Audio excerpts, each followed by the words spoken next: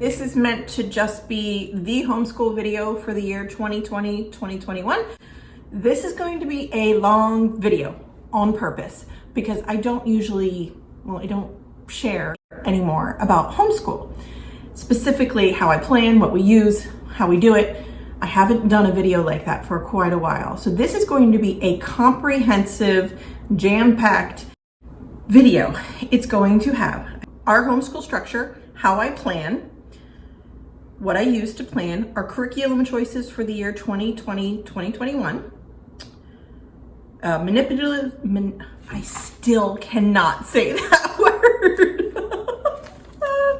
Manipulatives that we use for math and language arts, our routine, expectations versus scheduling and flow, parent resources that I use, questions and answers from the community. I actually put it on the community page on this channel and asked you your questions, so I am going to address all of those.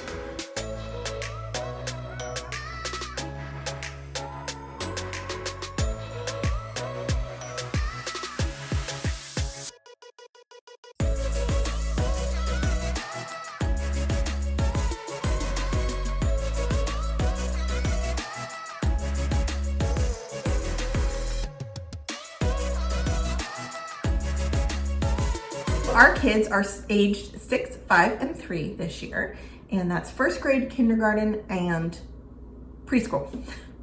This is our homeschool room that I'm sitting in. They each have their own desks. That is just easier for me to be able to balance and have multiple kids that I'm schooling. My husband's at work during the day, so it's just me and the kids, and I need a space where the expectation is school. You're here to do school. You're in this room to do school. I'm asking you to sit at your desk and do school. Now, that might be coloring a page or building a puzzle or playing a game with a brother or something like that. It doesn't have to be a worksheet that I'm forcing them to sit at a desk and do. But my expectation for them is that they will play quietly or they will color quietly while I'm working with another child. And I rotate, I bounce desks. I start with my youngest.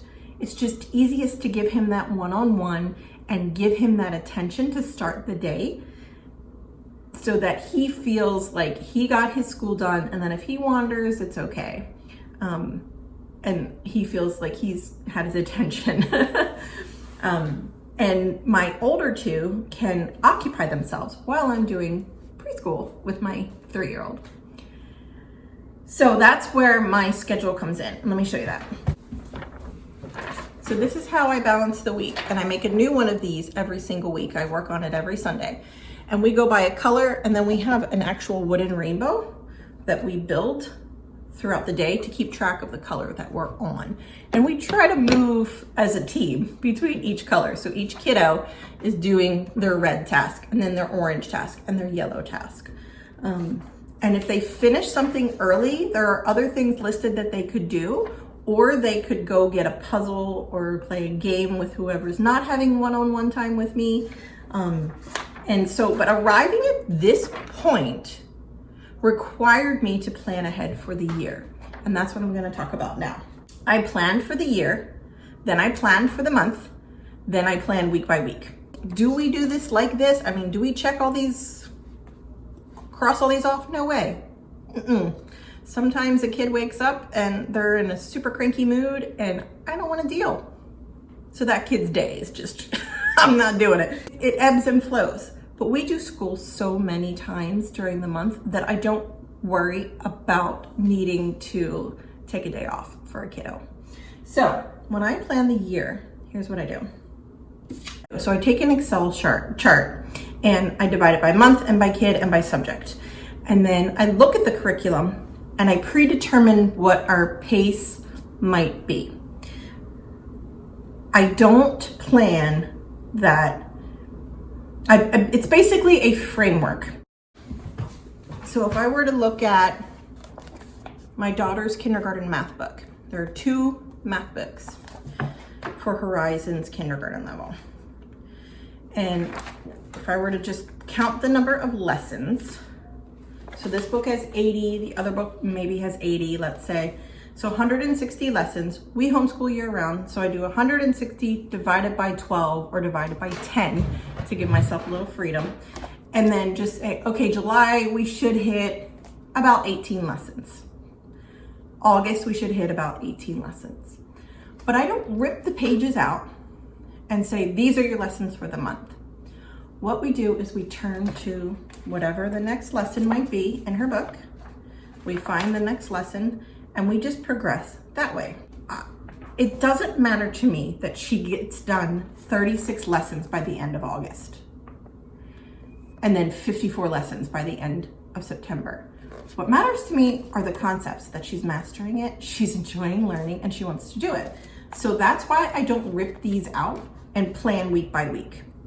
That is why I gauge for the year what I want to get done. I map it out in my document month to month, and then week to week, I'm able to determine where we are. So for her math, I just write horizons. And since we school maybe 20, 25 days a month, we just turn to the next lesson. And not every day has math. And we just progress through. We're working our way through the kindergarten book, but we're doing it at her pace. We should be okay. I don't like her or I feeling pressured that we're behind or ahead. That if she spends 2 years in this workbook, that's fine with me. And that's one of the awesome benefits of homeschooling, is that I can meet her where she is. So I don't like to rush through the lessons just to say, okay, I got done my 18 for the month that I wanted to get done. And a lot of times, if she's stuck on a concept, we'll spend the next day or two playing games, finding puzzles, playing with manipulatives, and instead of doing a worksheet, she and I will do something at the table, or we'll just talk about it while we're sitting on the couch and just reiterate the concept over and over. She is a spiral math learner. My kindergartner is a spiral math learner, which means she needs the repetition, and Horizons offers repetition with math lessons. My older son, my first grader, is a master learner, mastery math. He likes to learn a concept, be done with it. Learn the next concept, and be done with it. And so Singapore Math, Beast Academy, those are all programs that are mastery level programs for children who learn in that way. So that's how I plan for the year. And I plan by subject, by kid, by month for the year. Then as each month starts, I have a bin that I have organized in advance based on my yearly plan. So for art, I know I'm doing this artist and this concept. For music, I know I'm doing this musician and this concept, or this instrument, or this style of music, whatever it is. I have thought all through that for the year and then found materials that matched that and put it in the month's bin. That way, when August 1st happens, I grab the August folder, I put everything in our shared basket for our group loop, and then I've pulled out what I need individually for each kid. And that just helps me start the month off. And a lot of times we have material left over from the previous month that we need to finish up, or we've run out of material in that month and I need to dip forward into August folder, which is great, which we had to do for music and art. I had to dip forward into August, which means I didn't plan enough for as many times as we talked about or did art in July. August has been a lighter month for us, so it kind of balances out the materials that I have planned. And I allow it to ebb and flow in that way. And I allow our day to ebb and flow in that way. While I've scripted what I want each kid to do, I'm okay with the days when he says, I don't want to do my Beast Academy lesson. I just want to play Prodigy math. Okay. And math, or make a recipe and use fractions and put it together and figure out, okay, I need a teaspoon of vanilla extract, but I only have a ½ teaspoon measure. How many do I need? And that's just first grade application of math. It's just math, language arts, reading, writing, spelling. Those are our core 4. And then in group loop, we have music, art, and health. And for us, group loop are the family subjects. I'm probably muddying up what I'm trying to say here. So what I'm gonna do is talk you through a typical day. This is what I have planned for the week and prepared supplies for. So for this particular week. So we start every day with rug time here. We do Bible or our devotional. We journal based on the devotional. And I allow them to just draw and color whatever they feel after hearing the scripture or hearing the devotional. I also use it as an opportunity to practice writing. So I ask them to choose a word or a phrase or a sentence and write it below their picture. And we use the primary composition books for that. So we're crossing off Bible study, writing, creative thinking, journaling, introspection. There's a lot of things that are going on during that rug time. We also do calendar time, and they take turns putting a sticker on the day as they start to learn the days of the week and how a month progresses. And we use a big calendar. My husband has to hang it on the wall still, but we've been doing it on the floor so far. And then we talk through the homeschool day. My first grader can read, so he reads what he's supposed to do for each day, and he likes to negotiate. So if I have here complete monthly book report, he's still working on his July book report. So this week I changed it. Instead of monthly book report, I wrote complete monthly book report. He picked up on that. He said, "Mommy, do I have to finish that?" I said, "You don't have to finish it, but I do want you working on it every day. I want you reading your chapter and filling a sheet." And the reason that I'm doing that is I'm focusing on comprehension. He reads a ton, and I love that. And I allow him to choose whatever book he wants for the month. And I have pre-printed book reports. So I have a Magic Treehouse book report. I have a Zoe and Sassafras book report. Or he can make a diorama out of a shoebox. He can just draw and rewrite a story in his own words after reading a book. And he can choose any book he wants to do this each month. And it's a book report or book project. Now he reads every night and during the day as well. So he starts his school day with independent reading, book of his choice, and his book report. That's how he starts every school day. That's just a fit for him. It occupies him while I'm focusing on my preschooler, and it's something he loves to do. He never has to be asked twice to read. And I want to foster that. I want to add logs onto that fire because that's beautiful that he loves to read on his own. So we make that very central to his school day. So he reads what he's supposed to do and he negotiates throughout the day on what he wants to do. My daughter can't read yet, so I have to tell her each color what my expectations are and just review with her. So it's a routine, it's an expectation. I expect her to start her day sitting at her desk because I'm working with my preschooler. I expect her to start her day sitting at her desk playing with her sight word packet. And I have prepared this on Sundays. So her sight words for the week are in here with letters. And she'll sit here for 20 minutes finding the right letter and spelling it, or she'll have magnet letters. And I'll ask her, okay, practice your vowels. Find your vowels, tell me your vowels. And she'll build this. And she just plays with manipulatives at her desk to start her day. And she reviews those sight words because she is a spiral learner. She needs that repetition over and over.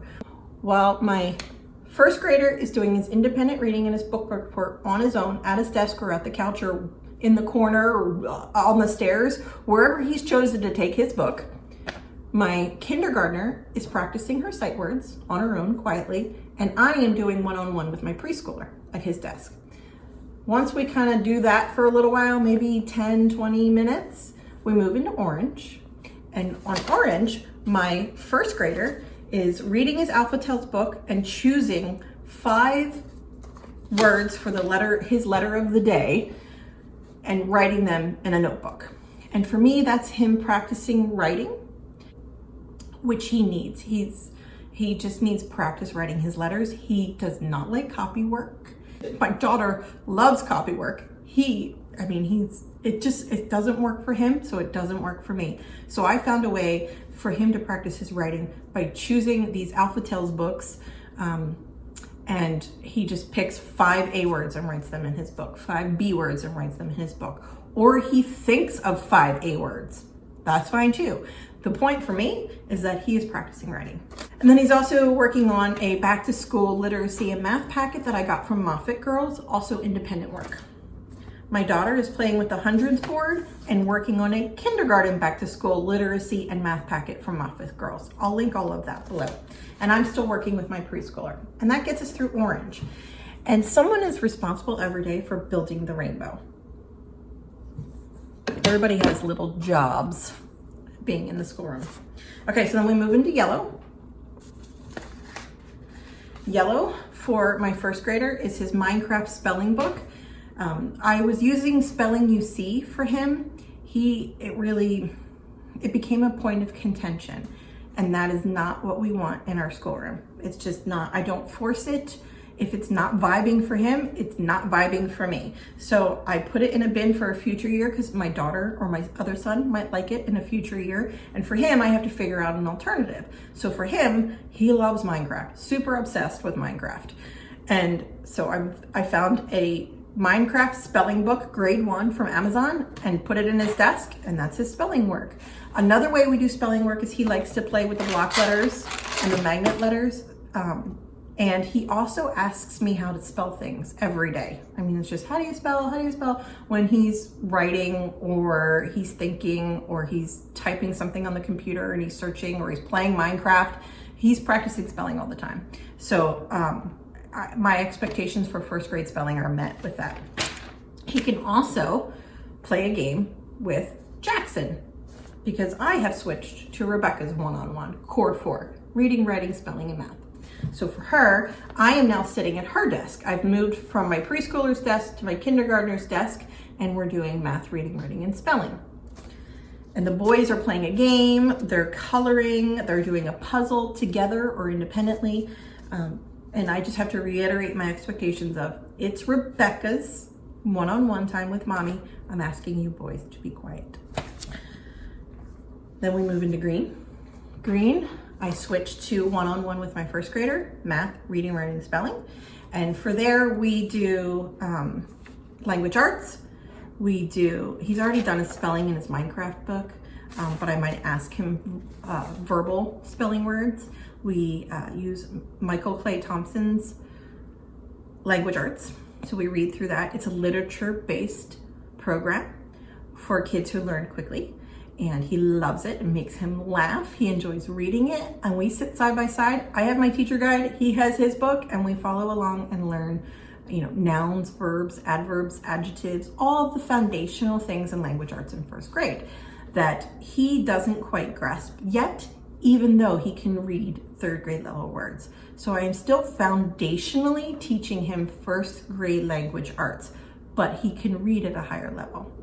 So that's where the magic of homeschool comes in for me, is that I can still make sure he knows what he's reading and he can comprehend what he's reading and continue to fuel the love of reading that he has. For math, we do Beast Academy and Prodigy Math, Adventure Academy, math videos, and Explode the Code. Both my kindergartner and my first grader do Explode the Code. While we're doing that, Becca and Jackson, my kindergartner and my preschooler, are playing a game, a puzzle, coloring, working together, playing quietly, whatever, or eating a snack. Usually by the time we get to green, it's time for a snack. Then we switch to Group Loop for blue. Group Loop is music, art, geography, music, art, and health this year. Music, art, and health. And Group Loop means that some days we do all three, music, art, and health. Sometimes we are in the zone, we're at the table, we're grooving, music and art get combined, and then we do a health lesson because it's also coloring, we have the markers out, and then all three, and then I restart the loop. Some days it's just an hour of music because they love coloring, their listening glyphs or whatever it might be. And then the next time we do Group Loop, I do art. And the next time we do Group Loop, I do health. So after Group Loop, a lot of times we need a break. It's usually lunchtime, pool time, something like that. Unless we really flew through this part or skipped Group Loop for the day, then we can finish out. I try to finish each day in some way, small or large, depending on the time, depending on the interest. If my husband's home, if a kid is sick. So we really try to finish through. Now, if I don't get to these two, we start the next day with these two and then loop back. So the whole structure is on a loop to make sure I've hit each thing at least once a week, like science, social studies, but we do core 4 nearly every single day. Okay, so then we're on to, we've got the light blue is group loop, the dark blue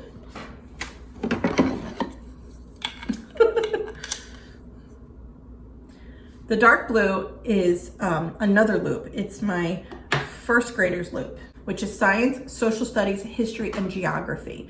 So by looping those 4 subjects, I hit them at least once a week, but we usually hit them twice a week because sometimes we do more than one subject a day. And there's a lot of ways that we do that. Sometimes it's a video on YouTube. Sometimes it's just a book he read. Sometimes it's an actual lesson, which I'm gonna go into the curriculum. Sometimes it's an actual lesson, or it's a science experiment, or it's a history timeline, or it's a show on the History Channel, or it's with geography, maybe it's just reviewing verbally the oceans and the continents. The states, or it's just doing a states puzzle, or it's 30 minutes of a state study. It varies week to week, and it varies on interest level. We also have a lot of iPad games that we use to support the lessons, and Cetera is one of my favorite geography games. It's teaching him the countries on continents, and he is remembering like the 23 provinces in China. He knows them by playing this game. So anyway, then we move to purple. Boop. Purple's kind of slowing down the day. So purple is one-on-one kindergarten loop for my daughter, which is science, social studies, and geography. Those are fast. Her attention span at this point is small. So it's a science lesson, which is usually 10 minutes. It's a social studies lesson, which is usually about 5 minutes, or geography, which for her, is just looking at a map or looking at the globe and naming an ocean or finding our state or finding the capital of our state. It's very simple immersion into geography for her. It's just from kindergarten. And while I'm doing that, purple one-on-one with my kindergartner, my preschooler and my first grader are doing their independent baskets or playing a game and puzzle together. And so I'm going to show you now the curriculum we use for first grade, kindergarten, and preschool, and show you their independent baskets that I've referred to. Okay.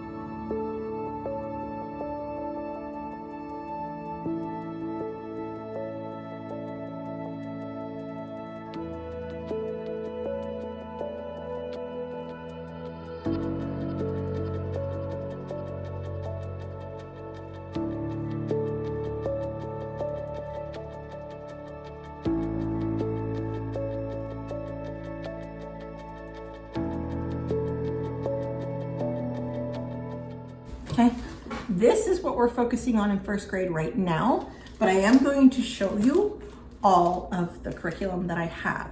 I do not keep the full year's curriculum on the shelf. I don't want them overwhelmed by the books that I'm trying to fold in this year.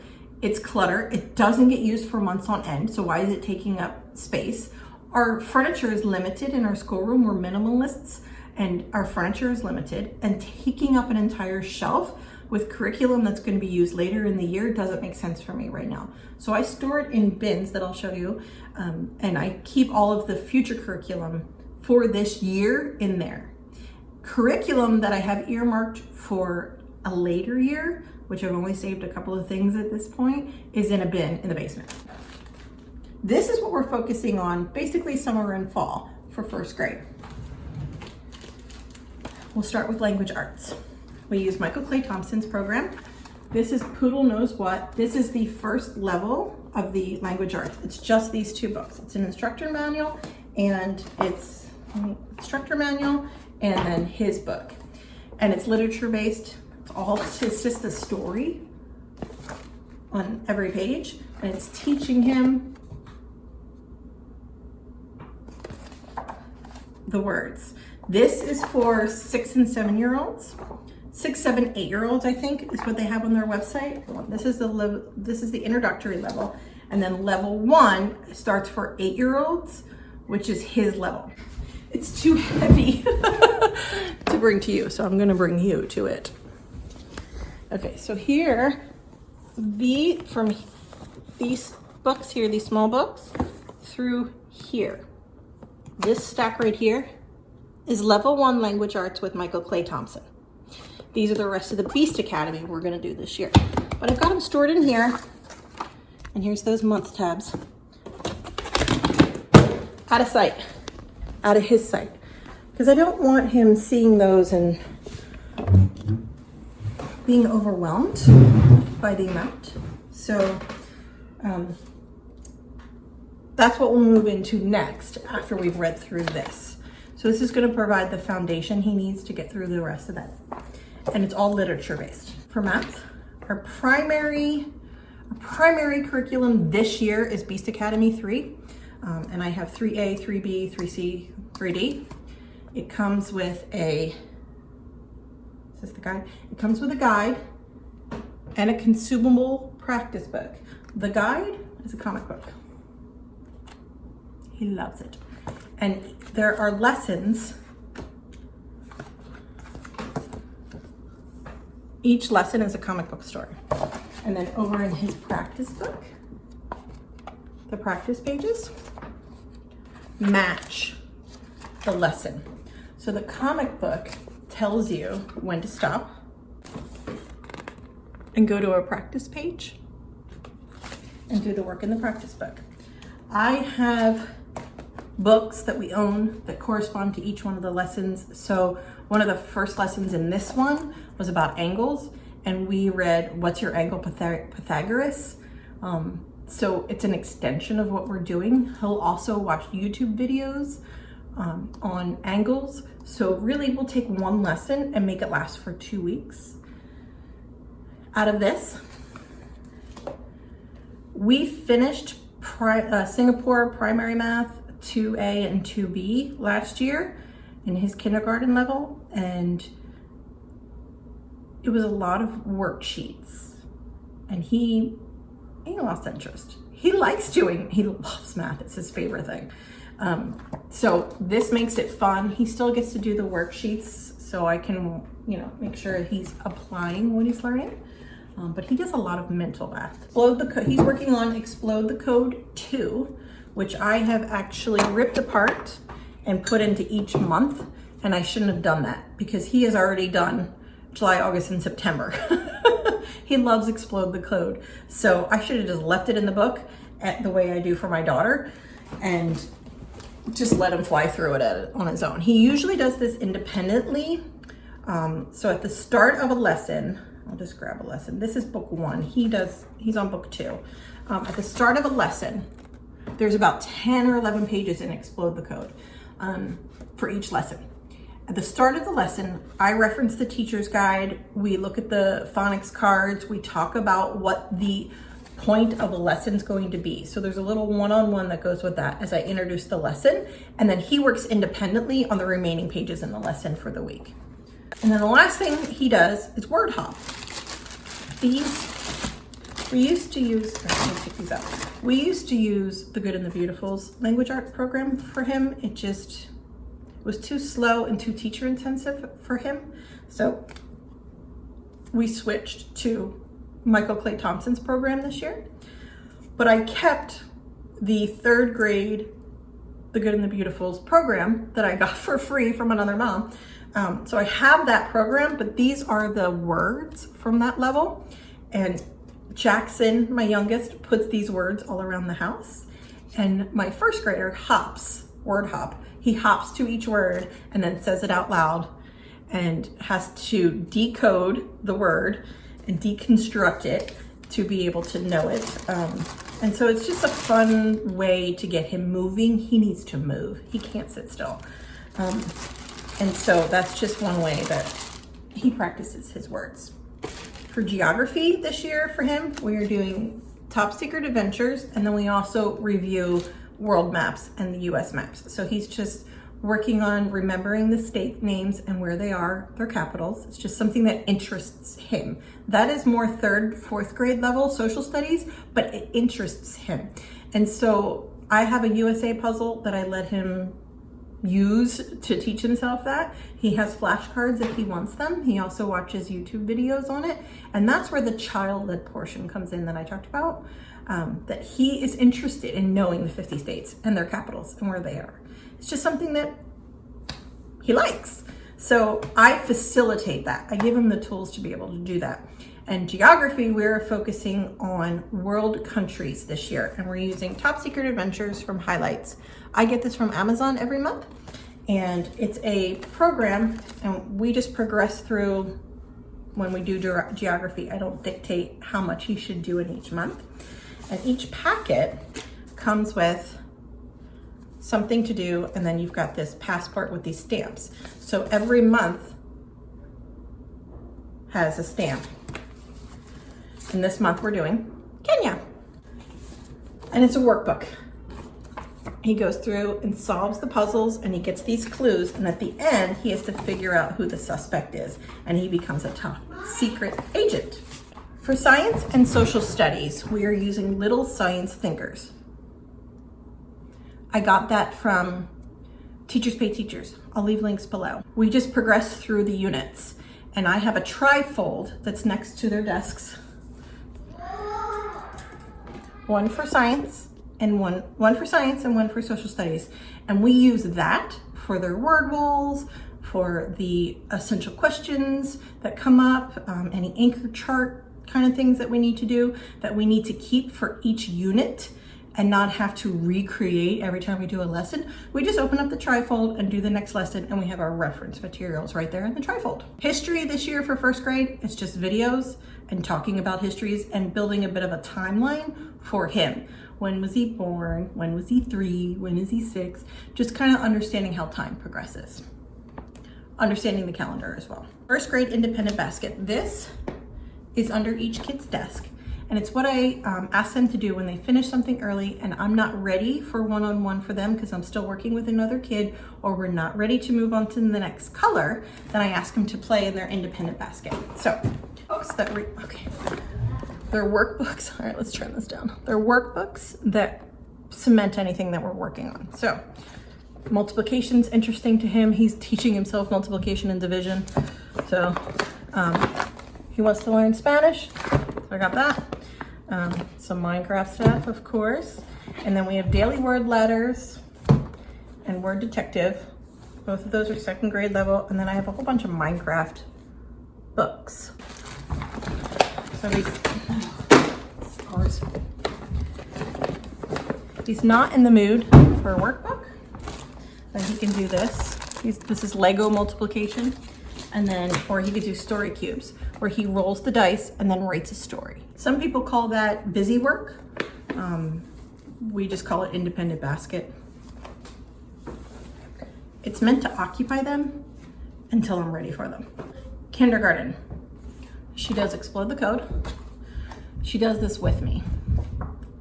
So this is part of her core one-on-one time. We do it together. This has been fantastic for teaching her letter sounds and how letters go together to form words. This has really helped open up that world for her. So this is something we start with when we do language arts. We are also working in the Level K primer from The Good and the Beautiful.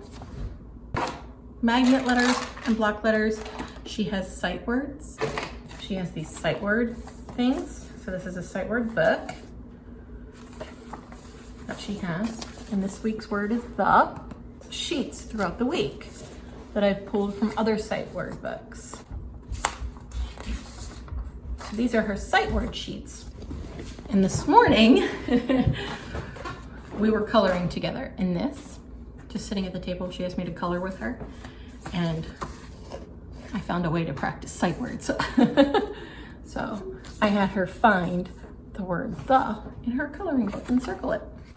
I have a world map that we look at together, just talking about oceans and continents and what they are. For math, she's doing Horizons Map. Same thing, science and social studies. We just use the trifold for these. And I'll leave the link below for this. It's from Little Thinkers from Teachers Pay Teachers. This is her independent basket that she works on when she's waiting for me. So she mostly has coloring books or leftover sheets from previous sight words.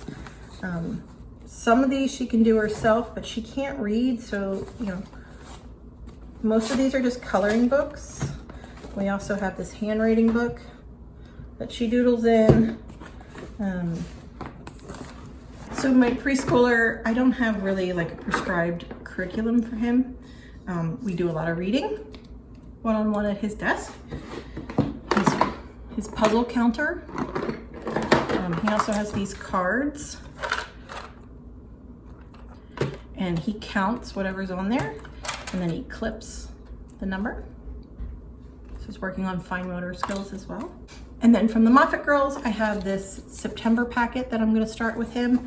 And this is pretty ahead for him, but he likes to do these. He likes worksheets. He likes doing schoolwork with his brother and sister. So I found something for 7 books that's going to last us probably 2 or 3 months. And he'll just trace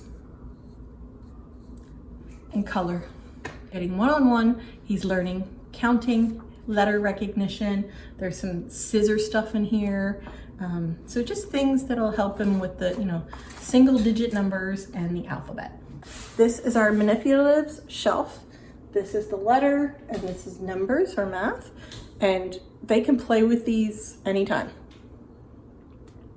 When they're waiting for me and they don't want to do independent basket, they can come over here and get a letter puzzle or magnet letters or alphabet puzzle or math manipulatives and just take it to their desk and play.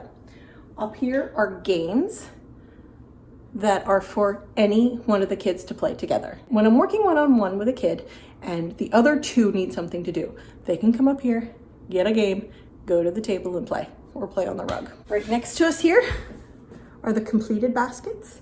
When they've completed work, I ask them to put it in here because I need to save it for their portfolio. Our rug basket, or some people call it the morning basket.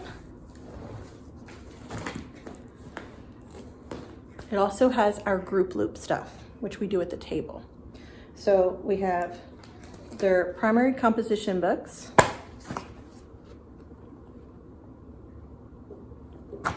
that go with the devotional that we read, and they all just lay here and journal. I have my Homeschool Mom's Bible. My son asked for his own Bible, so we got him one of those. This is great for bridging God and science. And then these are our group loops. So music, art, and health. Things we're working on this month. And we just, when we're working on the subject, we take it to the table and continue the lesson. How I plan the year. Oh, one thing I want to mention about planning the year. My friend Ashley at Home Sweet Homeschool has a Teachers Pay Teachers site. I'm going to leave her link below. She has an arsenal of planning documents in there.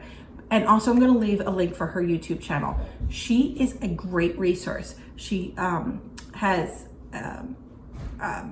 she shares a ton of resources on her channel and tries things out and does fantastic flip throughs. So if you are shopping for curriculum, her channel can show you quite a lot. And then please visit her Teachers Pay Teachers if you're looking for planning materials. She offers a lot of things on her shop that might help you. So for the current focus, that's what's on their desks or in their drawer. And then for the year that I've planned out, I keep it all in these 3 bins. And right now they're just sitting here. I mean, I just don't have a place for them. So this is first grade, this is kindergarten, and this is group. So I've got everything planned for the year, for music in here, for health here, for art. You can see I've clipped each month, and then the rest of geography, and then some corresponding books for each one of those health studies. Okay, routine versus schedule versus flow, whatever you call it in homeschool. We do not dictate, this is what we're doing from 9 to 10. This is what we're doing from 10 to 11. I let my kids sleep as late as they want.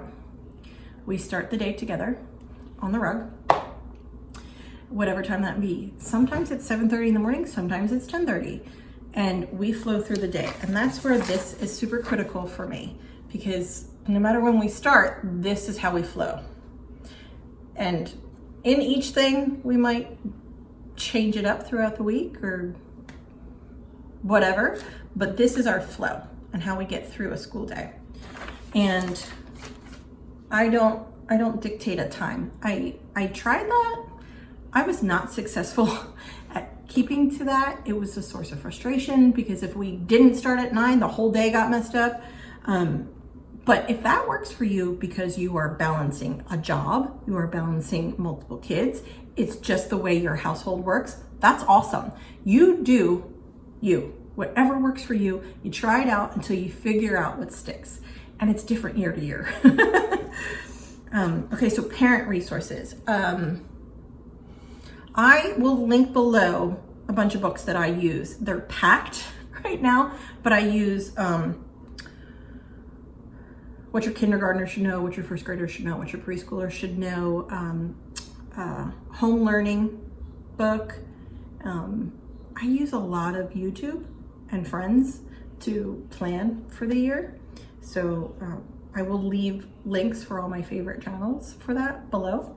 I use this little board here to tally questions that come up throughout the day that I don't want to stop everything and research and answer, but I don't want to ignore. So these are mostly my first grader challenging things and just questioning life. And so we put them on here, and then once we've researched the answer, we check it off. And it's a great way for him to research on Google or find a book to find the answer. Let's do a tour. So here, this is my first grader's corner. These are here not because I want him to learn multiplication and division in first grade. It's because he is learning multiplication and division. He's watching videos. He's got these workbooks. He's rattling them off already. So I'm just supporting it by providing this. So it's just there as a reference tool for him. He's super obsessed with the periodic table. So he wanted this poster and he wanted it right at the front of his desk. So he's got this and periodic table. He's got this book he loves to flip through. We have puzzles, games, and then something called Happy Atoms, which you use with an iPad app where he constructs molecules and plays this game in a lab. And so he loves it. This is our puzzle shelf and our STEM shelf. This is some STEM stuff, and then puzzles and more puzzles down there. Our calendar, which I need hung here at some point. This is our art, whoever we're studying for the month. We worked on primary colors and secondary colors in July, so that's all still hanging here. And each kid does their own rendition. And we study an artist for it. All three of my kids love learning about the solar system, so got that hanging at their height. First grader's desk, my preschooler's desk. So for him, I'm going to get some posters and stuff to hang here with shapes and letters and stuff just to kind of jazz up his area. Desk and his little independent basket of things. Down here are the art supplies. The opposite wall is my first grader, or my kindergartner. She wanted her own wall. Let's be clear. She wanted her own wall. And she's next to the Manipulatives. So from here, art supplies, the ottoman, the art wall, my calendar is gonna go here, our rug, morning basket. So that's it, that's all we have. That's all we're gonna have. It's enough furniture in here. This room has the most furniture in the whole house. Wow, 165 comments, okay. I may independently answer some of these, but I do wanna address the popular ones on this video. So thank you for the questions that you submitted on the community tab. 25 likes on this one. How do you handle the I don't wannas? And how do you get the kids to do schoolwork even when they don't want to? Okay, I have two answers to this. One, I don't make them. I used to force it so that I could check the box and count the day. I don't do that anymore. It was a fight, there were tears, we were miserable, no one learned anything, so I stopped doing that. If they don't want to, I ask why. Why don't you want to? The answer is usually because I want to go in the pool or because I want the iPad. So, okay, you can have those things. Let's finish school and go in the pool. Let's finish school and have iPad time. Or sometimes it's, I'm hungry. Okay, well, let's have a snack while we do our math. So if I can find, I ask them why they don't want to. My kids generally want to do their schoolwork. They like school. Another way I do it is to set expectations. So by having that rainbow flow, they know exactly what I'm expecting them to get through in their day. I'm not struggling anymore to figure out what's next. That was a big thing for me before I started becoming a minimalist, was figuring out what was next. And it created stress for me, which created stress for them. So knowing exactly and mapping it out, what I expect of them, helps get through it and helps motivate them. I also set the expectation that I want them to do school in the mornings. So if they're asking for a day off, I try to understand why, and I give them and I respect that. Okay, we can skip school today. We're doing school tomorrow though. Or, okay, why don't we play games and go in the pool in the morning and do school in the afternoon? I find a balance to try to work with them. And I stop forcing it because usually the next day it's perfectly fine. It's usually just a mood or they're hangry or they just don't want to. The fellow homeschooling minimal mama, I would love to know how, if your minimalism journey has changed homeschooling for you, and it has changed what you buy for the new homeschool year. Yes, 100% minimalism has changed my homeschool. Absolutely. We used to be surrounded by learning things in every room, piled high that you couldn't even sort your mind through it. You couldn't visually figure out what you're even looking at. Now everything is purposeful. I have things on the shelf because we're using them this month, and everything else is out of sight. I wrote it down so I know what I want, but it's parked in a bin over here. And I use way less to teach than I did before. We used to have 50 games and 50 puzzles, and now we have that shelf and a couple of games up here. So by making less available to them, their focus is more concentrated, they learn more, they play nice, we play longer with one thing. I spent way less this year on Curriculum. I used what we had. That was the first thing. I like to shop my home. Well, I shopped my home for homeschool things to plan for kindergarten, first grade, and preschool. Using what we had, then filled in any of the blanks that I needed. This year I needed to purchase a new language arts curriculum for my first grader and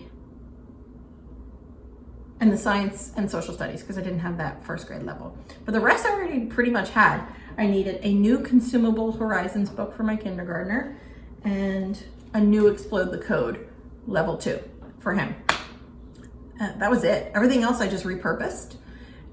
In fact, the Explode the Code my daughter's using, I just erased his work from last year. He did some 12 pages in it last year, so I just erased it and gave it to her like it was new.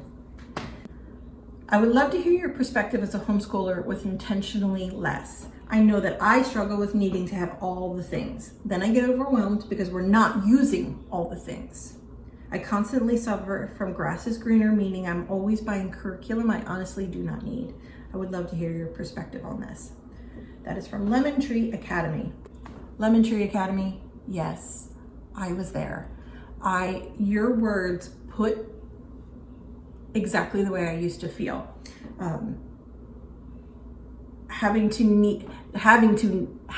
Needing to have all the things and needing to use all the things.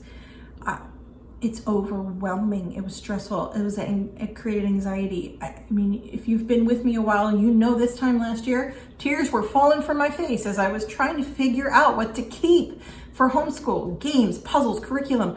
I had bought too much. So by planning my year, just blank page, what do I want my first grader to learn conceptually for first grade? Okay, he's at a third grade level, so I need a third grade math book he really enjoys. He's at a third grade reading level. I need words that are going to challenge him, but he also needs the foundation of what is a noun, an adjective, a verb, because he doesn't have that yet. So he needs that. So I need something that is fun for him that's going to introduce those words because he's mastery. And I shop based on that and then fill in any of the blanks. And I had to let go of everything else. And Lemon Tree Academy, maybe what you need to do is the same, this is our year. Start with just a little bit and put everything else in a box in the basement. And when you come to a time when you're like, I know we have a USA puzzle that would be amazing this month for you, go get that puzzle, just that puzzle, and pull it out. And you will end up being able to keep the room clean and very easily. You will get through a school day easier because there's no distractions. You've mapped out what you want and you've got the materials ready to go. And everything else is out of sight, including, what I've planned beyond August is out of sight for the kids. It's out of sight for me because that creates anxiety. When I look at 8 books on the shelf for first grade language arts, I'm like, ugh, gosh, I can't believe we're gonna do all that in the next 10 months. It's in a bin. I know it's there, it's at the ready, but I don't have to see it and it's not causing me that daily anxiety. I hope that helps. Would like to see homeschool curriculums across states. So I will say this here. I once made a video about how to homeschool in Pennsylvania. I'm probably not gonna make a video about how to homeschool in Maryland, but every state in the United States is different. So you have to research your state's requirements, your subject's requirements, what you need to do to file with your school district, how you need to file. In Maryland, I filed with an umbrella and they have an expectation for Bible and everything else is up to me. And we do a pre-interview and then at the end of the year, we do a portfolio review. That may be virtual this year because of the virus, but that's to be determined. And every state is different and some states have no requirements. That would be amazing. Can you go into how you exercise patience as it is not something that comes natural to us? Okay, who asked that? Yezi Lugo. Yeah, that doesn't come natural to me. I am not a naturally patient person. Now in our 5th year, I don't even know, 5th year of homeschooling, it's easier for me. I'm practiced at it.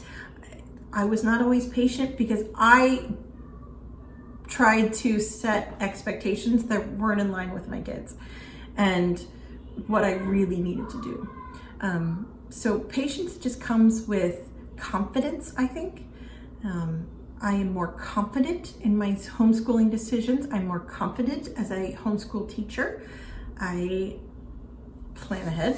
When I don't plan ahead, forget about it. It's a show. If I haven't planned a week, we are completely winging it, and that's not fun. It's a bit overwhelming. I'm watching lots of videos on this topic.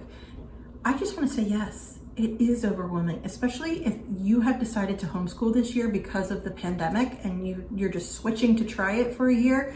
It is crazy, it is stressful, it is confusing. And you watch these videos of people doing it, how? That is not my world. And that was absolutely me years ago. And I don't want to share with you the perfection of a homeschool day.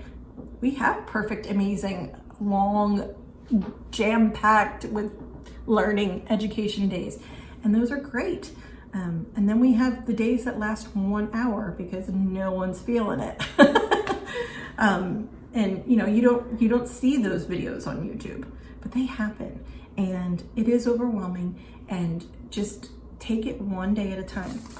This helps me a ton, but there are days when it's not vibing. The only one that wants to do it is my preschooler, and I don't fight anymore. I don't fight to do school.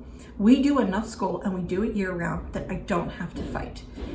That might be different if I only homeschooled 9 months of the year and I had a certain number of days that needed to be mandated by the state as completed. I would probably feel pressured and overwhelmed. So by giving myself a whole year and allowing for days off when the kids need it, it helps feel less overwhelming. And the more time that passes and the less stuff we have in front of us, the less overwhelming the day is, the more patient I am, the more confident I am, the happier the kids are, the more they learn. The next question is, do you have a teacher mode and a mom mode? Yes. When we're in this room, I am in teacher mode. I am, you're sitting at your desk and you're coloring. I don't care what you color. I don't care what you color with. You're coloring in your book, not on the wall, in your book, and that's what I'm expecting you to do while I'm with Jackson. I'm sitting next to Jack doing his thing. But in mom mode, I'm much more laid back. My life is in here. I keep track of first grade and kindergarten work in here. So Rebecca, what we're doing each day. And then my first grader, Brandon, what we're doing each day.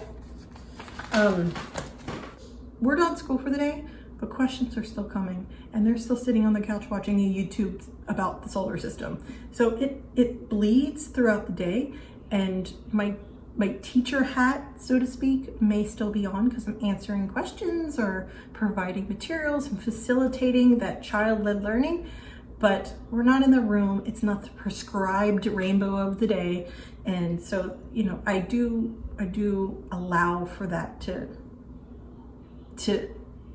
affect the teacher mode and mom mode. The same way that when the kids are not feeling it, mom mode is like, cool, I'm not feeling it either. Let's go in the pool.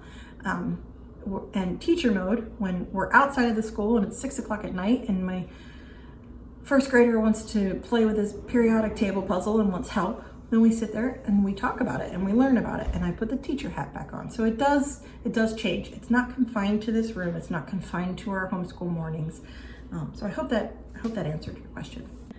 If I haven't answered your question and you have something urgent, please direct message me on Instagram or email me. The link will be below. The description box below is going to be full of links and resources that I talked about that I can share with you, discounts, anything that I've come across, I'm going to put in this description box. I've shared how we plan for the year, month, week, and day, what a day in the life is like. I've given you glimpses as to what a day in the life was like. I shared our curriculum for first grade, kindergarten, and preschool. some parent resources you're going to find in the description box below, the Manipulatives shelf, and then the puzzles and games shelf. You know I share it real, so it might be one of those days that's just not ebbing and flowing. I don't want to share with you that every day works like this, because it does not. Maybe once or twice a week, it's like going to plan. The rest of the days, my first grader's negotiating what he can do. My kindergartner's blown off something to go color. My preschooler is just checked out completely. And you know, at the end of the year, we've hit our educational goals. And so when I don't micro focus on how each day is supposed to go, and I think holistically about the year, it's a little bit easier to get through. I hope this video helps. If it has, please like and subscribe. And here's the latest video.